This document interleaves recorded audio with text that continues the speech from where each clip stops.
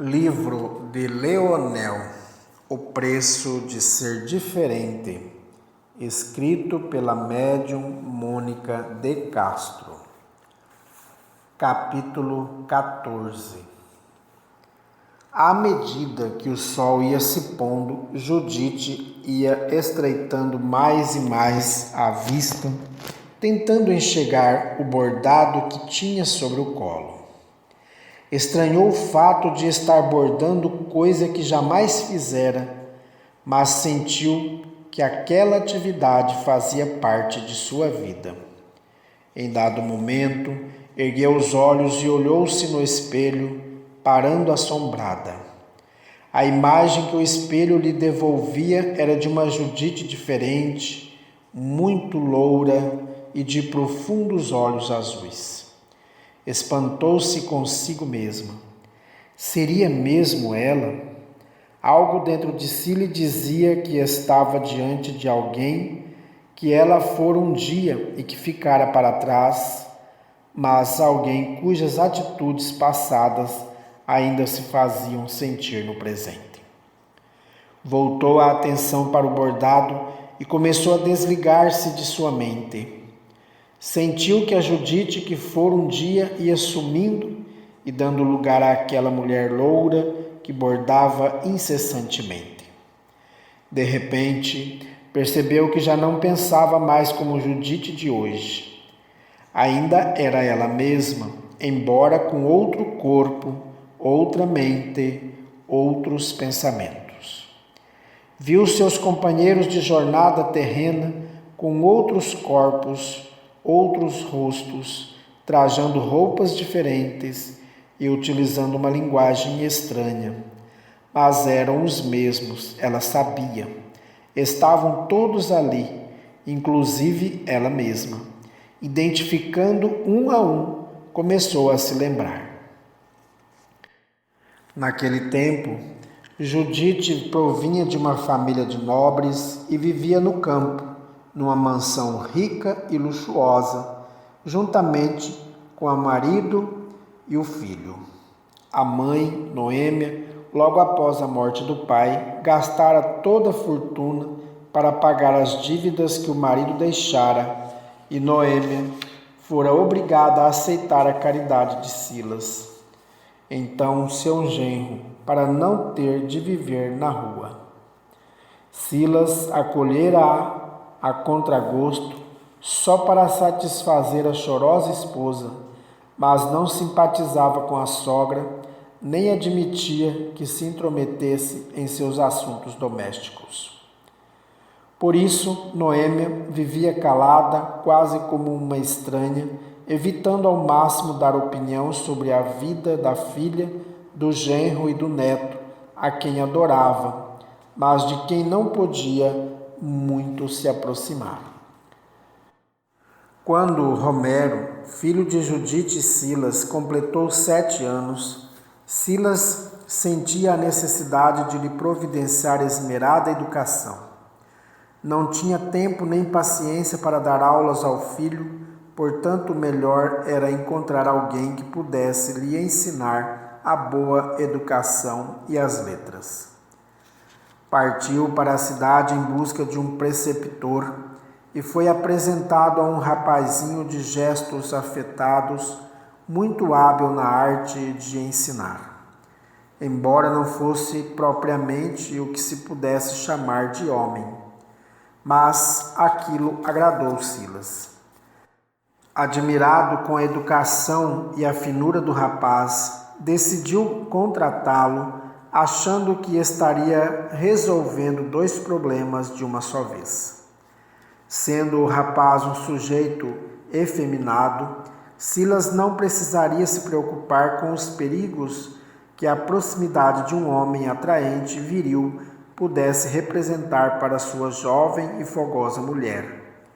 Satisfeito consigo mesmo, partiu com Fábio para sua mansão no interior. No princípio, ninguém percebeu nada. Fábio era um jovenzinho muito atraente, de gestos cuidadosamente afetados para enganar o marido de Judite. Silas nunca fora um homem másculo e por isso mesmo tinha muito ciúme da mulher. Fora por medo de perdê-la que aceitara aquele preceptor efeminado, sem desconfiar que aquilo não passava de uma manobra para enganá-lo e conseguir o emprego. Fábio enganara todo mundo, até mesmo a própria Judite, que, julgando-o um efeminado irremediável, não lhe prestava muita atenção. Aos poucos, porém, o rapaz foi se interessando por ela, até que não pôde mais esconder. Um dia, aproveitando-se de que ninguém estava olhando, tomou-a nos braços e declarou seu amor. Apesar do espanto, Judite correspondeu. Era uma mulher jovem e insaciável, insatisfeita com o desempenho sexual do marido, que além de já se aproximar da casa dos 60 anos, nunca fora um amante ardoroso. Não eram raras as ocasiões em que não conseguiam manter relações, o que deixava frustrada e infeliz. O filho Romero, desde cedo, demonstrara um temperamento difícil. Era arrogante, atrevido e mal educado. Gostava muito da mãe e de Fábio, a quem considerava seu único amigo, mas jamais poderia imaginar que ele e sua mãe estivessem tendo um caso. Quando descobriu, pensou que o mundo fosse desabar sobre ele. Fábio dormia num quarto ligado ao de Romero. Este, uma noite, escutou ruídos vindos lá de dentro. Sem saber do que se tratava, escancarou a porta e parou estarrecido. Deitado na cama nus, a mãe e Fábio se amavam. Foi um choque. O menino ficou espantado e começou a chorar, ameaçando fazer um escândalo. Mas Judite conseguiu contê-lo. Pegou-o no colo e disse-lhe quanto o amava. Explicou-lhe que ela era mulher e tinha certas necessidades que ele ainda não podia compreender, e o pai, que era quem deveria provê-las, já não tinha mais condições de fazê-lo. Mas Silas era seu marido e ela lhe devia respeito. O que faria se descobrisse? E se a matasse? Será que Romero estava preparado para ficar sem a mãe? Judite explicou ao filho que a melhor maneira de evitar uma desgraça seria mantendo silêncio. E ainda havia Fábio. Silas mataria ou mandaria embora o único amigo de verdade que Romero tivera em toda a vida. Era isso o que ele queria? Com medo de perder o amigo e principalmente a mãe, Romero aceitou. Não entendia bem por que aquilo estava acontecendo, mas acabou se acostumando. Todas as noites, quando Judite chegava para se deitar com Fábio, Romero corria a espreitá-los. Aos poucos foi achando aquilo tudo muito natural. Já rapazinho, tentava repetir com as criadas o que aprendia com a mãe e seu amante. Romero cresceu e tornou-se um rapaz muito bonito, cabelos e olhos castanhos, corpo esbelto e bem torneado. Nas costas, uma cicatriz em forma de meia-lua, um pouco acima das nádegas, emprestava-lhe um charme especial que levava as mulheres à loucura. Mas tinha problemas sérios com os quais não sabia lidar. Não conseguia se apaixonar por moça nenhuma. Só o que lhe interessava era o sexo. Quanto mais dormia com as mulheres, menos se apegava a elas. Seus gestos lhe pareciam maquinais, muito diferente dos de Judite e Romero. Buscava em seus corpos inconscientemente o corpo ardente da mãe. A mãe era o fruto de sua paixão, o objeto do desejo proibido que jamais sonharia ter. Nenhuma mulher se igualava a ela, e Romero vivia insatisfeito, sempre à procura de algo que preenchesse o vazio e a carência que Judite deixara em seu corpo e em sua alma. Com o tempo, esse vazio foi crescendo, pois Romero jamais conseguia se sentir realizado com mulher alguma, até que um dia foi apresentado a uma moça, filha de um parente distante de seu pai, por quem começou a se interessar. A moça fora mandada ao campo pelos pais para tentar amenizar um grave defeito de seu caráter. Era ninfomaníaca. Aos 16 anos, já havia se deitado com praticamente todos os homens que integravam a alta sociedade que frequentavam, inclusive alguns maridos de mulheres importantes. Pretendiam seus pais que ela passasse algum tempo longe dos atribulações da sociedade em meio à natureza, onde não pudesse ter muito contato com rapazes. A moça, de rara beleza, possuía uma sensualidade exacerbada e não se importava com o juízo que faziam a seu respeito. Era voluntariosa e sedutora como ninguém.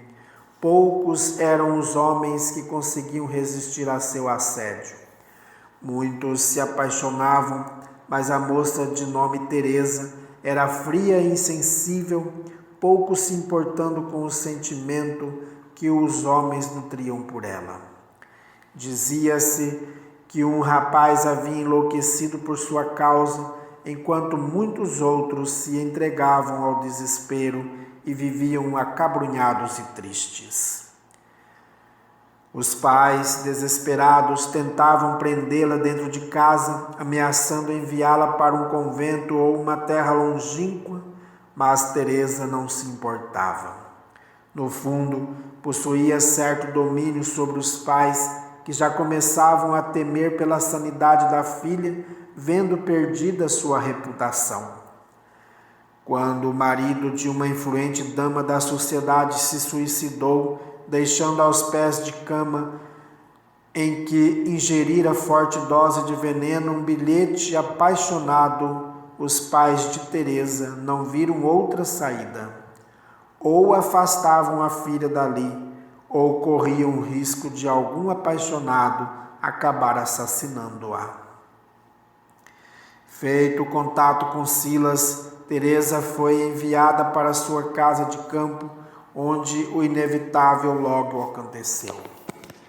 Teresa e Romero apaixonaram-se e, após intenso e tumultuado romance, acabaram por ficar noivos. Os pais da moça adoraram a ideia, achando que Romero seria a salvação de sua filha, mas Silas não gostou. Ver o nome de sua família associado ao daquela devassa era demais. Concordara em recebê-la em sua casa por consideração a seus pais e também porque eles lhe ofereceram rendosa propriedade como paga por aquele favor. Mas um casamento entre aquela ninfomaníaca e seu filho estava fora de cogitação. Só que Romero não era o tipo de homem que se deixasse dominar, nem Teresa o tipo de mulher que se intimidasse com facilidade. O temperamento sensual de ambos os unira feito dois ímãs e tudo o que queriam era ficar juntos. Marcaram a data do casamento, para desgosto de uns e alegria de outros. Às vésperas das bodas, uma desgraça sucedeu. Quando os noivos cavalgavam juntos, o cavalo de Teresa assustou-se com uma cobra e deu imenso pinote, jogando a moça ao chão com violência. Na queda, Teresa bateu com a cabeça numa pedra e morreu. Romero pensou que fosse enlouquecer, buscou apoio na mãe, mas ela estava ocupada demais com Fábio para lhe dar muita atenção. Afagou o seu rosto, beijou-lhe as faces e tranquilizou-o, dizendo que moças solteiras havia muitas pela região. A avó, que não costumava dizer nada, permaneceu silente, temendo numa reação violenta do genro. Sentia pena do neto, mas não ousava apoiá-lo, com medo de que Silas cumprisse a ameaça de expulsá-la de sua casa. O pai, por sua vez, agradeceu imensamente aquele infortúnio. Estava resolvido seus problemas. Depois da morte de Teresa, Romero jurou que jamais tornaria a se apaixonar. A falta da noiva despertou novamente em seu íntimo o desejo oculto e não reconhecido pela mãe. Sem perceber, jogara de volta seus sentimentos para Judite. Toda aquela sensualidade que sentira com relação a Teresa retornava agora para sua mãe, só que mais intensa, marcada pela frustração. Romero passou a sentir ciúme da mãe, não gostava de vê-la com Fábio e vivia seguindo-a com o olhar, acompanhando os movimentos leves de seu corpo feminino. Seu desespero foi aumentando cada vez mais. Perdera sua cúmplice de prazeres, a única mulher com quem conseguira se identificar. E a mãe, objeto secreto de todos os seus desejos, cada vez lhe prestava menos atenção. Romero voltou a dormir com todo tipo de mulher, sem jamais conseguir satisfazer-se. Justificava sua insatisfação com a diferença que via entre elas e Teresa, mas a verdade era que nenhuma daquelas mulheres supria a carência da mãe que Romero sentia, não só em seu corpo, mas em seu coração. Aos poucos, seu caráter foi se distorcendo cada vez mais naquela incessante e desenfreada busca de prazer. Era preciso experimentar outras coisas. As mulheres não conseguiam satisfazê-lo por completo, deixando sempre a impressão de que lhe faltava algo mais. Desesperado, procurou um efeminado, mas não conseguiu o prazer que buscava. Ainda não era aquilo que queria. No auge de sua insatisfação, começou a reparar nas garotinhas entre 10 e 13 anos que trabalhavam nos campos de plantação. Percebeu que elas os excitavam e talvez estivesse ali a solução que procurava. Rico e poderoso, pagava pelo sexo infantil. Oferecia aos pais das meninas somas vultosas em troca de algumas noites de prazer com suas filhas, muitas das quais ainda nem haviam se tornado mocinhas. Alguns homens ainda relutavam, mas o poder do dinheiro falava mais alto e muitas crianças eram levadas ao leito de Romero pelas mãos gananciosas dos próprios pais. Tudo para ver se Romero conseguia reencontrar o prazer que um dia conhecera e perdera.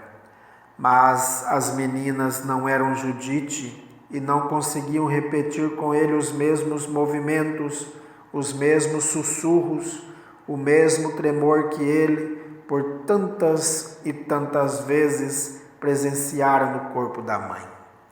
A desculpa que dava a si mesmo era que jamais conseguiria encontrar alguém que se igualasse a Teresa, porque Teresa, sem que ele soubesse, fora a única que conseguira chegar perto do que Judite sempre representara para ele. Embora as meninas o excitassem e lhe dessem prazer, não bastavam para suprir sua lubricidade, e ele resolveu experimentar também os meninos. Assim como as meninas, Romero pagava para que os pais levassem seus filhos até ele. Talvez pudesse vivenciar com os garotos o que gostaria de ter sentido ele mesmo com as carícias e beijos da mãe. Mas os meninos não eram Romero, assim como Romero jamais seria igual a Judite. Com o tempo, isso passou a ser um costume, e a única forma que Romero encontrou de chegar perto de saciar sua sede de sexo era dormindo com crianças. E ele não se dava conta de que a única pessoa capaz de realmente satisfazê-lo plenamente seria a única que jamais poderia ter.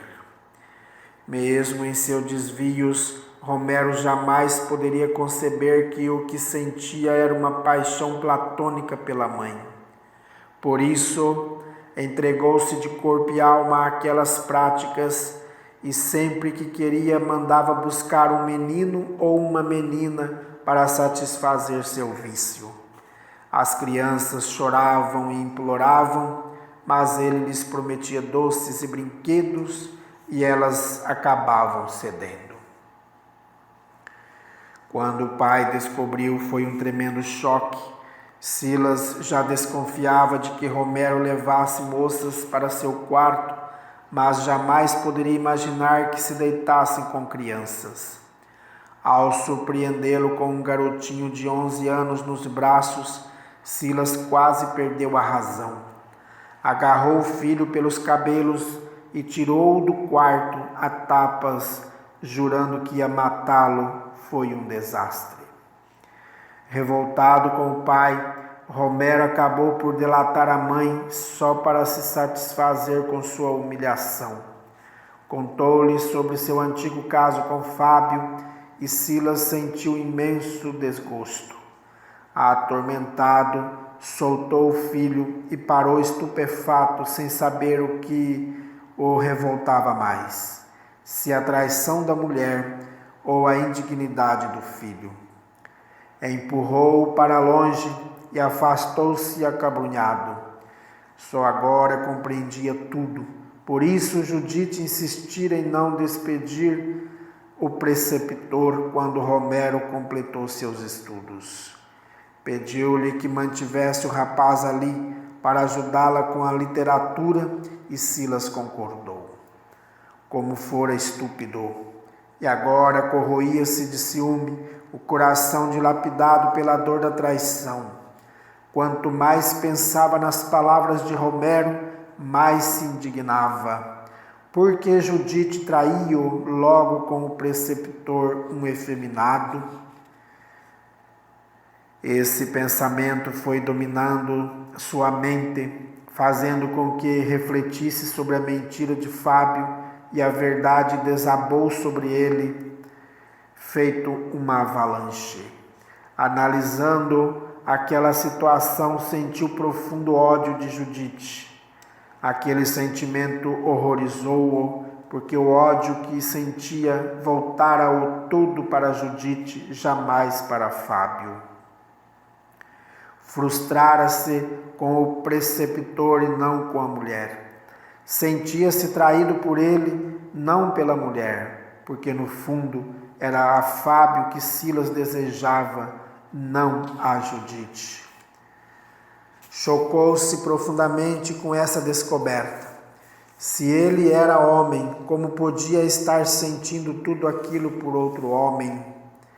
Deveria lamentar era pela mulher, mas Judite estranhamente não era a causa verdadeira de seu ciúme. A causa de sua dor não era ela, era Fábio. Era ele que temia perder, não a ela. Tentou imaginar Judite nos braços de Fábio e quedou estarrecido. O que sentia, na verdade, era inveja. Inveja porque gostaria de estar no lugar da mulher, gostaria que fosse ele, não Judite, o amante de Fábio. Foi só então que percebeu que teria dado tudo para sentir em sua boca os lábios quentes e macios do preceptor.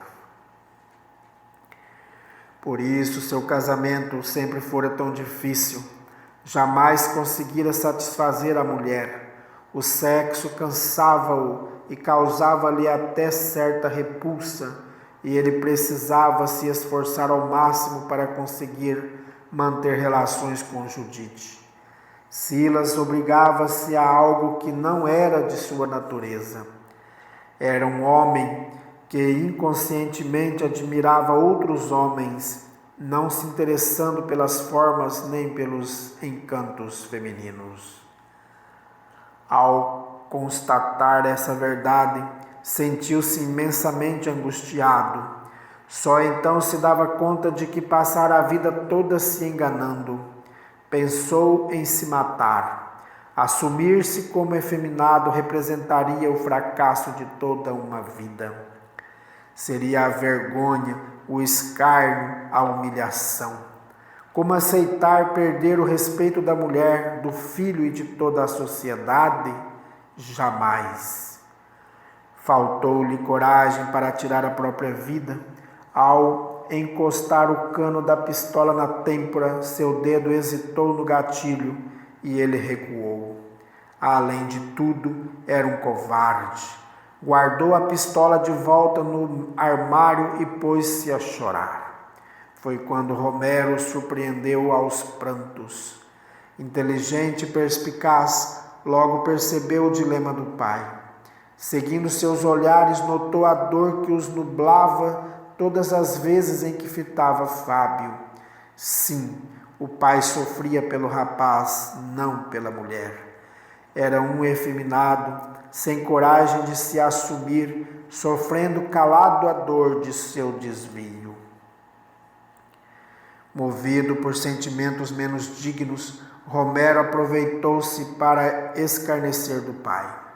Prometeu silêncio, em troca de que ele continuasse permitindo que levasse crianças para seu leito.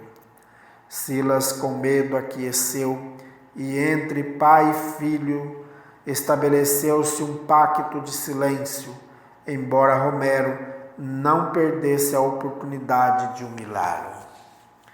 Sempre que se viam sozinhos, chamava-o de efeminado e sodomita, perguntando-lhe quantas vezes já havia sonhado com Fábio, fazendo amor com ele.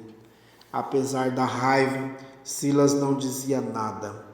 O medo de ser descoberto acabava paralisando-o e ele ia guardando dentro de si a raiva que sentia de si mesmo e daquela vergonhosa doença que o transformara em um homem pela metade. Aos poucos, um ódio surdo começou a crescer dentro dele. Ódio de si mesmo, do filho, da mulher, de Fábio. Como não se atrevia a fazer nada contra ninguém, descontava na sogra. Humilhava Noêmia publicamente, gritava com ela, dava-lhe ordens como se fosse uma criada, sujeitando-a às tarefas mais degradantes. E Noêmia sofria calada, temendo ser posta na rua, aceitando passivamente tudo o que ele lhe dizia e ordenava. Pior do que tudo era o ódio que sentia de si mesmo. Silas queria ser homem, nascer a homem, precisava da virilidade. Jamais aceitaria aquela aberração que descobrira ser. Por quê? Porque tivera de se transformar naquilo. Não era nenhuma mulherzinha, era homem, homem. Dia e noite ficava repetindo para si mesmo que não era um efeminado, era homem. Todas as vezes em que via Fábio, porém, suas palavras caíam no vazio e ele se desesperava, porque por mais que quisesse negar, desejava ardentemente o corpo do preceptor. Não entendia por que Deus permitia que aquilo acontecesse. Para ele era antinatural e ele estava embrenhado naquela deformidade da natureza. Mas ninguém poderia saber, jamais. Precisava continuar fingindo que era um homem de verdade. Resolveu ocultar-se do mundo. Tornou-se um homem sombrio e apático, desinteressado da vida e dos problemas domésticos. Começou a emagrecer e passou a se isolar de tudo e de todos. Quase não saía do quarto e não se importava mais com o correr dos dias e dos meses. Para ele, sua vida já havia terminado. Assim foram passando os anos. Romero continuava a seduzir crianças para preencher o vazio deixado pela mãe. Judite, por sua vez, cada vez mais apaixonada por Fábio, percebendo a passividade de Silas, já nem se dava mais ao trabalho de esconder seu caso amoroso. Tanto desgosto acabou por destruir o frágil coração de Silas. Em uma manhã fria de inverno, cerrou os olhos para a vida. Para Judite foi a libertação. Agora sim, via-se livre para assumir seu amor de tantos anos. Embora Romero fosse contra, ela se casou com Fábio logo após o término do período próprio de luto e mudaram-se para a cidade. Quanto mais velho Romero ficava, mais se interessava por crianças. Aos 38 anos era ainda solteiro e sem perspectivas de nenhum noivado. Não que faltassem moças interessadas nele. Era Romero quem não conseguia se interessar por mais ninguém. Embora Judite aceitasse a justificativa da perda da noiva querida, algo no comportamento do filho chamou-lhe a atenção. Estava agora mais velha, casada com um homem que realmente a amava, e o fogo da paixão começava a arrefecer. Um pouco liberta do apego que sentia por Fábio, pôde reparar melhor nas atitudes de Romero, que lhe perceberam bem estranhas. Passou a espreitá-lo e em pouco tempo descobriu o que ele fazia. Assim como Silas, Judite também ficou chocada, mas não sabendo como proceder, foi procurar Fábio. Só que Fábio já não estava mais interessado no comportamento de Romero. Ele agora era um homem e Fábio não era mais seu preceptor. Achava que não deviam se envolver e aconselhou Judite a fingir que de nada sabia. Se os pais das crianças não reclamavam, por que ela deveria se preocupar? Certa tarde, foi procurada por um velho conhecido que vivia numa casa próxima à sua. O homem estava abismado. O filho de 11 anos e a filha de 10 lhe disseram que haviam sido molestados por Romero. Como assim molestado? Quis saber Judite perplexa. Molestados, a senhora entende. Meu Ivan e a pequena Brigitte disseram que Romero os acariciou. Ora, senhor, faça-me o favor, acariciar crianças, que eu saiba, não é nenhum crime.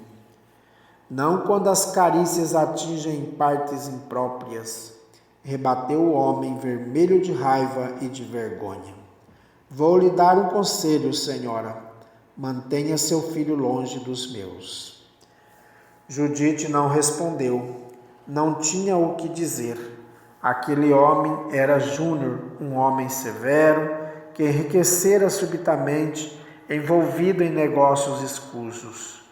Júnior terminou suas ameaças, levantou-se irado e foi embora. E Judite ficou deveras preocupada. Queria ajudar o filho, mas não sabia como. Resolveu procurá-lo. Romero olhou para ela com um misto de ternura e mágoa e anunciou: quer me ajudar? Compre as crianças para mim. Judite ficou chocada. Sentiu vontade de dar-lhe um tapa no rosto e chamá-lo à razão, mas não fez nada disso. No fundo, sentia-se culpada por ele ser do jeito que era. Não fosse sua louca paixão por Fábio que a cegara até diante do próprio filho, e talvez Romero não tivesse aquela tara. Sempre soubera que o filho os espionava enquanto se amavam, mas a loucura do prazer com o amante era maior do que suas responsabilidades de mãe. Só agora compreendia o mal que fizera ao filho. Jamais deveria tê-lo deixado sem cuidados maternos em função de homem algum. Deixara-o à vontade para que ela pudesse fazer o que bem queria. Não se interessava por suas brincadeiras nem pelo que andava fazendo, porque andava sempre ocupada em deleitar-se no leito do amante. Mesmo em seu maior momento de dor, quando Teresa morrera, não soubera confortá-lo. Limitara-se a dirigir-lhe frases feitas e palavras despidas de qualquer sentimento, aliviada por achar que cumpria com seu dever de mãe. Agora, porém, sentia-se horrorizada e enojada. Romero não ouvia ninguém, só fazia o que queria, e tudo por culpa dela, sem saber criara um monstro. Júnior era um homem influente na cidade, e Romero não conseguiu o que queria. Via seus filhos brincando no jardim e enchia-se de desejo. Quanto mais pensava neles, mais os desejava. Fosse o menino, fosse a menina, ao menos um dos dois precisava ter. Mas era difícil. Até então, só seduzira filhos de criados ou de gente humilde. Em troca de uma boa soma, os pais sempre acabavam por concordar. Mas ele não podia comprar Júnior, era um homem rico e jamais venderia os filhos por dinheiro algum. Precisava dar um jeito. Mandou chamar Lélio, seu criado de confiança, e deu-lhe ordens para espreitar a casa de Júnior e descobrir os horários em que as crianças saíam para a escola ou para o parque. Informado de tudo, pôs-se a segui-las sempre que saíam sozinhas com a babá. Queria uma das duas, não importava qual fosse, se Ivan ou Brigitte, tanto fazia. Desde que tivessem nas mãos o corpo macio, fresco e intocado de uma criança, era quanto lhe bastava. No parque, esperou o momento oportuno. As crianças jogavam bola com alguns amiguinhos, enquanto a babá lia, sentada em um banco. Em dado momento, a bola caiu um pouco mais distante e rolou para o meio de um bosque que havia ali, bem perto de onde Romero estava. O rapaz sorriu e sentiu a boca seca, ávido, que estava por colocar as mãos numa das crianças. Para sua felicidade, Ivan foi atrás da bola. A babá ainda o chamou, mas o menino apontou para o lugar onde a bola havia rolado e ela consentiu que ele fosse buscá-la. Assim ele fez. Desavisado, deu 2 passos e entrou no pequeno bosque. Depois de 15 minutos, vendo que Ivan não voltava, a babá largou o livro que estava lendo e correu na direção do lugar por onde ele havia entrado. Tudo estava quieto, nem o vento soprava nas árvores. Assustada, a moça chamou 1, 2, 3 vezes, mas Ivan não respondia. Sentindo-se dominada pelo pânico, virou-se para correr. Precisava chamar a polícia. Foi quando escutou um choro abafado vindo de mais além. Desesperada, correu aos tropeções, arranhando a perna nos espinhos dos arbustos. Em poucos instantes alcançou o local de onde provinha o choro e estacou estarrecida. Recostado a uma árvore, o corpo todo encolhido, Ivan soluçava. A roupa rasgada, o rosto arranhado, os cabelos em desalinho davam mostras de que ele havia sofrido algum tipo de violência. Ela se aproximou e tentou segurá-lo, mas ele começou a gritar e a chorar desesperado. "O que houve?" indagou a babá. O homem, o homem, o homem, o menino ficava repetindo. Ajudada por outras babás e algumas mães, a moça conseguiu levá-lo para casa. O pai ainda não havia chegado do trabalho e a mãe quase desmaiou ao ver o estado em que o filho se encontrava. O médico foi chamado às pressas, examinou o menino e constatou a agressão. Ele havia sido violentado e estava traumatizado. Perguntaram-lhe o que havia acontecido, mas ele não conseguia falar. O choque fora muito traumático e Ivan parecia alheio ao mundo. Quando Júnior chegou, não teve dúvidas. Somente uma pessoa podia ter feito aquilo a seu filho. Pistola em punho, partiu para a casa de Romero. Iria vingar o mal que ele havia feito ao seu filho. Chegou na hora do jantar, enfiou a pistola no cinto, tocou a sineta e esperou que abrissem a porta. Não se anunciou. Empurrou o criado para o lado e entrou apressado. Na sala de jantar, a família estava reunida em volta da mesa e Júnior esbravejou. Ainda consegue comer, canalha? Deleita-se à mesa enquanto meu filho jaz como um morto-vivo sobre a cama? Romero, tomado de surpresa, não respondeu. Foi Fábio quem assumiu a palavra. Senhor, a que devemos tão inesperada visita? Aquele canalha, apontou para Romero o dedo trêmulo. Aquele canalha abusou de meu filho. Não, objetou Judite veemente. Está enganado, meu filho jamais faria uma coisa dessas. Nós todos sabemos o que esse monstro é capaz de fazer. Tenha calma, senhor, interpôs Fábio. Vamos conversar.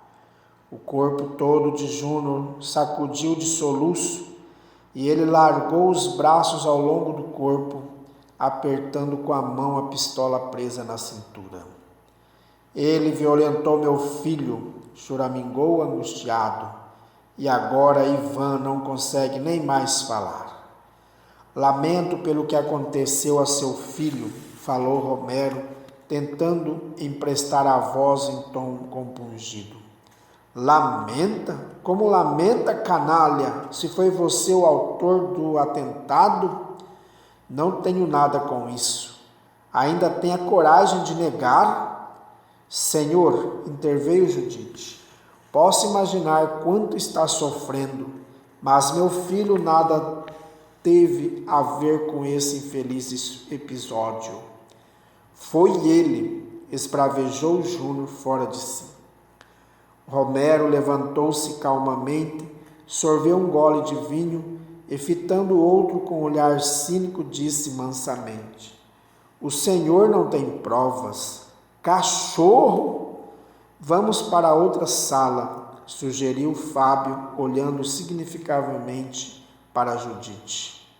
Queria que ela tirasse Romero dali. Não! Berrou Júnior, fincando os pés no chão. Esse monstro não pode mais viver.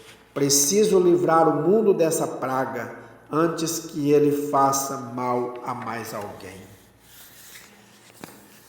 Rapidamente sacou da cinta a pistola e apontou para Romero, e um brilho de terror passou pelos olhos do rapaz. Júnior não teve tempo de atirar. Judite foi mais rápida e interpôs-se entre eles, enterrando-lhe no peito uma faca de cortar carne. Ele soltou a arma e levou as mãos à faca, tentando puxá-la de dentro de si. Já não tinha mais forças. De sua boca um gemido gutural se fez ouvir e ele fitou Judite com espanto. Ela recuou assustada e ele se arrastou em sua direção, mas seus olhos já não podiam ver mais nada. Júnior estendeu a mão para a frente, tocou o vazio, desabando em seguida no chão, rosto colado ao soalho. Embora muitos desconfiassem dos motivos que haviam levado Júnior à casa de Romero, armado de uma pistola, nada pôde ser provada contra o rapaz. Ivan, aterrado e traumatizado com o que havia lhe acontecido, jamais recuperou a fala. Vivia meio abobado, sempre com medo de que Romero aparecesse para machucá-lo novamente. Devido à invasão e sem provas de que fora Romero quem violentara o menino, Júnior foi acusado de tentar fazer justiça com as próprias mãos, o que ratificou a legítima defesa de Judite. Ninguém foi acusado de nada. Voltando dessa visão, Judite piscou os olhos diversas vezes. O sol ainda continuava a se pôr e ela ficou abismada. Em poucos segundos recordara diversos episódios de sua última vida. Chorou baixinho, sentindo imensa tristeza pelo que havia acontecido. Agora sabia, mesmo sem que lhe dissessem, sabia perfeitamente quem era quem naquela tragédia. Ouviu uma batida de leve na porta e Fábio entrou com o seu sorriso meigo, acercou-se de Judite e confortou sua angústia. Sentindo o braço fraterno do espírito amigo, Judite soltou o pranto e chorou por quase meia hora. Pacientemente, Fábio acariciava-lhe os cabelos, transmitindo-lhe vibrações de amor e compreensão. Não disse nada. Esperou até que Judite sossegasse o pranto e tivesse vontade de falar. Assim que se sentiu mais fortalecida, ela enxugou as lágrimas e desabafou. Estou arrasada, Fábio. Vi tudo. Se fosse para você ficar arrasada, não teria recordado esses acontecimentos. Como não ficar? Depois de tudo que aconteceu, fomos todos uns monstros. Monstros só existem na imaginação de quem não consegue compreender o lado oposto do bem. Se você encarar esses fatos com outros olhos, verá que eles são apenas experiências do dia a dia. Todos nós precisamos viver para aprender. Faz parte da vida e do conhecimento, e não precisamos nos culpar quando ainda não conseguimos realizar a atitude desejada. Quando compreendermos isso, perceberemos que não há monstros no mundo, nem vítimas, nem malfeitores. O que há são espíritos em crescimento. Você fala como se tudo fosse simples. A vida é muito simples, Judite. Nós a complicamos porque ainda não estamos acostumados com a simplicidade. Para que algo seja valoroso, para que pareça realmente importante, é preciso ser complexo. O que é simples parece despido de importância. Judite ficou pensativa. Havia uma grande verdade no que Fábio dizia, mas ainda assim não justificava o que acabara de recordar. Matar aquele homem não foi tão simples assim, objetou ela. Foi simples, na medida em que seu assassinato foi apenas a resposta que a vida lhe deu a uma causa anterior. Nada acontece por acaso, e ninguém recebe aquilo que não merece. Não é o que você mesma diz? É. Suas palavras fazem sentido. Mesmo assim, não me sinto nada à vontade em saber que fui eu o instrumento da resposta da vida, nem que foi por minhas mãos que aquele homem experimentou a simplicidade das coisas. Use o mesmo raciocínio para você e verá que tudo continua sendo muito simples. O fato de você ter servido de instrumento naquele instante apenas atendeu à sintonia que sua alma estabeleceu com sua vítima. Ele não era vítima. Está vendo só? Não há vítimas nem algozes. A vítima de agora foi o carrasco de antes. E por aí vai. Todo mundo dá e todo mundo recebe. Todo mundo faz maldade e todo mundo recebe castigo. Todo mundo vive e todo mundo aprende. Quem faz o mal sempre tem a oportunidade de repensar o que fez e de refazer sua atitude. Mais cedo ou mais tarde, todos acabam acertando, mas ninguém jamais é castigado. Deus é bom demais para pensar em castigos. O que Ele nos apresenta são as oportunidades que a vida põe a nosso dispor. Cada um aproveita o que quer na medida do que pode. Foi isso então, Fábio? Foi por isso que as coisas aconteceram daquela forma? Tudo está em seu lugar. Não existe pedra ou folha que esteja acima ou abaixo de onde deveria estar. Cada coisa no mundo tem um lugar próprio que nunca é ocupado ou tomado por outra. Não existem erros, ninguém passa pelo que não deveria passar, ninguém sofre o mal direcionado a outro, ninguém vive ou morre sem precisar viver ou morrer. É a vida. Judite, e a vida é por demais sábia para nos enganar. E sabe por quê? Porque é criação de Deus. Suas palavras fazem-me sentir mais aliviada. Obrigada. Não precisa me agradecer. Agradeça a si mesma por se permitir recordar em tão pouco tempo.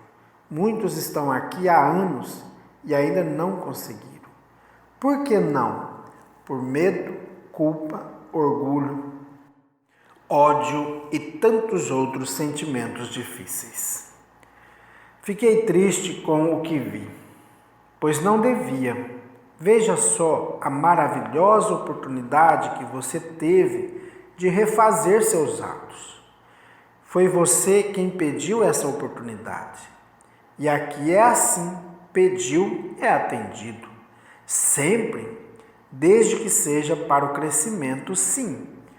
E quanto a Romero, ele também pediu a vida que está levando? É claro, Romero é um espírito muito querido aqui entre nós. Depois que desencarnou, passou muito tempo nas trevas. Primeiro sentiu raiva porque ficou perdido, depois vieram a solidão e o medo. Em seguida, o cansaço e a compreensão. Por fim, veio o desejo de mudar.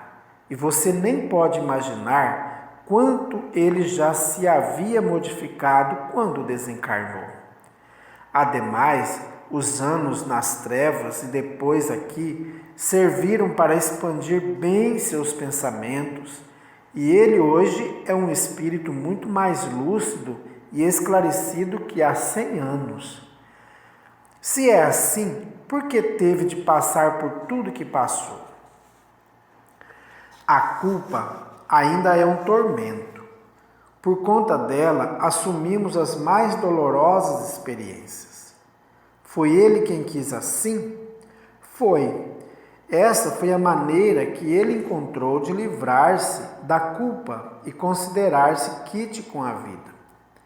E era necessária? Quero dizer, ele não poderia ter feito isso de outro modo?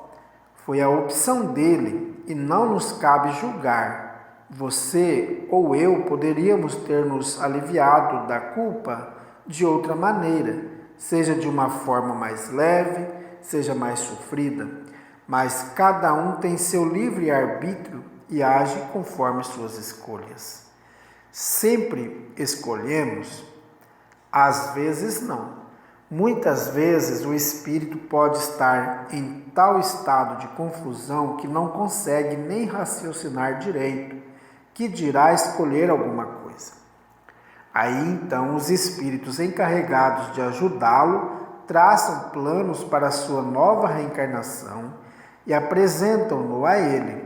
Se ele concordar, vive aquela experiência. Se não, pensa-se em outra coisa.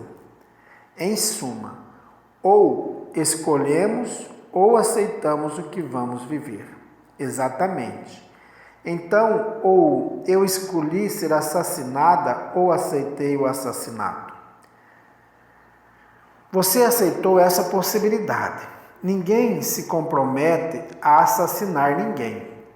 Se o faz, é porque não conseguiu ainda compreender o valor da vida e do perdão.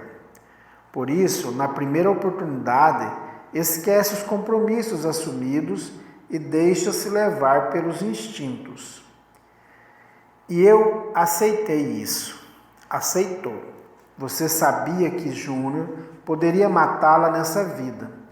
Aceitou correr o risco, assim como ele aceitou o fato de que poderia vir a matá-la, embora aqui acreditasse que não. Júnior não conseguiu me perdoar. O ódio e o desejo de vingança ainda são sentimentos muito arraigados no homem. Por mais que tentemos nos desfazer deles, eles sempre vêm à tona quando não estamos muito firmes em nosso desenvolvimento moral. O mesmo aconteceu com meu pai, não é mesmo? Seu pai ainda hoje, ao ver um homossexual, sente medo do que foi um dia e revolta-se consigo mesmo. Por isso odeia-os tanto, porque eles acionam a lembrança daquilo que mais gostaria de ter sido e que o medo, o orgulho e o preconceito não o deixaram assumir. E você, Fábio, por que não reencarnou comigo? Preferi esperá-la aqui. Você está muito evoluído, virou guia espiritual. Fábio riu gostosamente e retrucou em tom jovial. Sou apenas mais um trabalhador do espaço, mas você me parece tão sábio, tão evoluído. Andei estudando desde que cheguei aqui. Reconheço que aprendi muito e hoje penso de uma maneira muito diferente da que pensava antes. Estou mais amadurecido, mais consciente da vida e de seus processos, mas não sou evoluído. Ainda tenho muito o que aprender. Posso aprender com você? Isto é, você me ensina? Você vai ter suas oportunidades e eu estarei sempre por perto para ajudá-la. Ainda a amo, sabia? Não é só porque estou aqui que deixei de amá-la. Abraçaram-se com ternura. Judite estava feliz, sentia-se mais reconfortada, menos sozinha, mais confiante em si mesma. Preciso ajudar Romero, falou ela após passada a emoção. Eu sei, ainda se sente culpada, não é mesmo?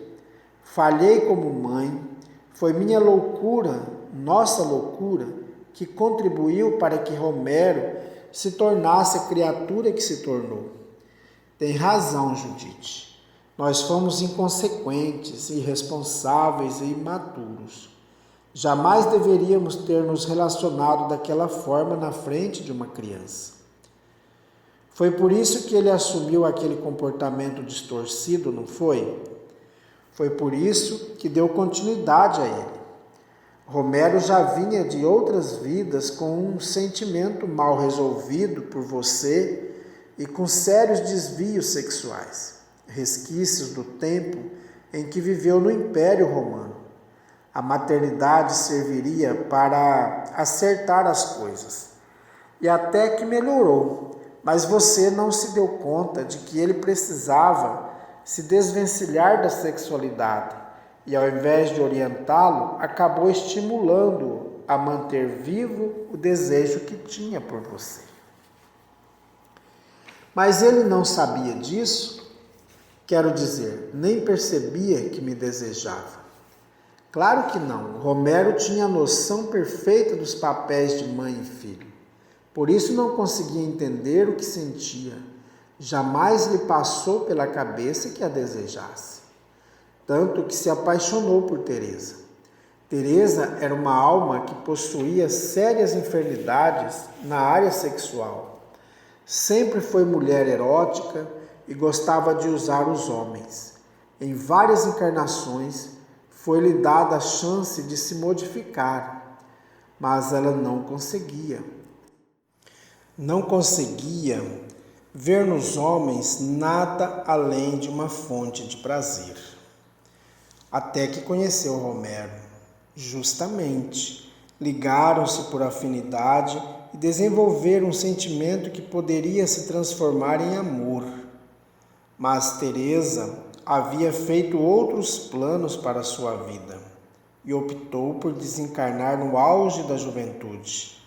Foi a primeira forma que encontrou de conter sua sensualidade desmedida. Por que diz a primeira? Porque a segunda foi escolhendo trocar de sexo na encarnação seguinte. O quê? Quer dizer que Teresa vai nascer homem? Já nasceu e conviveu com vocês durante algum tempo. Não vai me dizer que é Mozart. Ele mesmo. Meu Deus! É por isso que ele é homossexual? No caso dele, sim. O apego à feminilidade é ainda muito forte. Embora Mozart possua muito da natureza masculina em seu ser. É um homem decidido, senhor de si mesmo, dono de sua vontade. Nesse caso, devo agradecer por eles terem se encontrado. Mozart hoje me parece uma pessoa bastante equilibrada. E seu desejo de se modificar é muito forte. E ele está conseguindo. Hoje é uma pessoa com perfeita noção de moralidade, incapaz de se envolver em relações menos dignas ou promíscuas. Isso nada tem a ver com a homossexualidade? Não. Ser homossexual é uma coisa e, no caso de Mozart, especificamente, está ligado ao apego. Ser promíscuo é outra coisa bem diferente. A promiscuidade está ligada a problemas na área sexual como forma irresponsável e imatura da busca do prazer sem limites. O que gera isso é a imaturidade do espírito, ainda muito preso a seus instintos mais primários. Isso se aplica a homens, mulheres e homossexuais. Qualquer um que não saiba orientar sua sexualidade de uma forma sadia, aproveitando a plenitude que o prazer pode proporcionar com respeito e iluminação, estará em desequilíbrio com a natureza e, consequentemente, consigo mesmo. Romero hoje é apaixonado por Mozart, como um dia já o foi por Teresa. Será que conseguiu se desvencilhar do desejo que sentia por mim? Conscientemente, ele não sentia desejo. Lá no íntimo, sua alma tinha o conhecimento do desejo, mas ele jamais fez contato com isso. E respondeu a esse sentimento da única forma que encontrou. Dormia com crianças para satisfazer a carência da criança dentro de si, porque a única pessoa que não podia ter era a própria mãe. Que horror! Não é um horror, Judite. É um estado de desequilíbrio momentâneo, mas nada que seja irreversível. Tanto que vocês optaram por nascer irmãos com o intuito de libertar Romero do apego à sexualidade que o ligava a você, ensinando-o a desenvolver o amor fraterno. Pretendiam, dessa forma, atingir um amor mais sublime e sem posse. Mas aquelas crianças, todas aquelas crianças, vibravam na mesma sintonia que ele, senão não teriam sido atraídas. O caso de Ivan, por exemplo, Romero estava de olho nele e em sua irmã. Por que ele e não a irmãzinha correu atrás daquela bola? Porque para a pequena Brigitte, aquela experiência não seria necessária. E por que foi para Ivan? A história de Ivan é uma outra história, e não devemos ser curiosos. Seria um desrespeito para com aquele espírito. Desculpe-me, Fábio, tem razão. Não precisa se desculpar. A curiosidade é um estado normal nos seres humanos. Devemos apenas controlá-la para que ela não se torne inconveniente ou invasão. Judite silenciou-se por alguns minutos, impressionada com a sabedoria de Fábio. Agora que se recordava de tudo, lembrava-se dos momentos que haviam passado juntos. Ambos haviam se amado de verdade, e Fábio, como preceptor, era um homem sensível e inteligente. Não era de espantar que estivesse tão bem na vida espiritual. Você vai me ajudar com Romero? Tornou ela após breve reflexão. Vou, também me sinto responsável. O que tínhamos de viver jamais deveria ter interferido em seus deveres de mãe. Era minha obrigação ajudá-la a orientar Romero, pois não foi à toa que fui escolhido para seu preceptor. Era meu dever ensinar a ele não apenas as letras e os números, mas a retidão de caráter e de conduta. Esse era meu propósito quando aceitei na vida espiritual ser seu mestre. Infelizmente, porém, deixei-me levar pela paixão e abandonei meu compromisso. Fico feliz de poder contar com você. Assumi essa responsabilidade novamente, mas aqui no astral. Venho acompanhando-os a você e a Romero desde que encarnaram. Espero poder fazer por ele aquilo que não fui capaz de realizar naquela vida passada. Judite abraçou-o novamente, molhando o peito dele com suas lágrimas de amor e gratidão. Não sentia mais ódio de Júnior nem do pai. Começava a compreender, já nem sentia mais dor.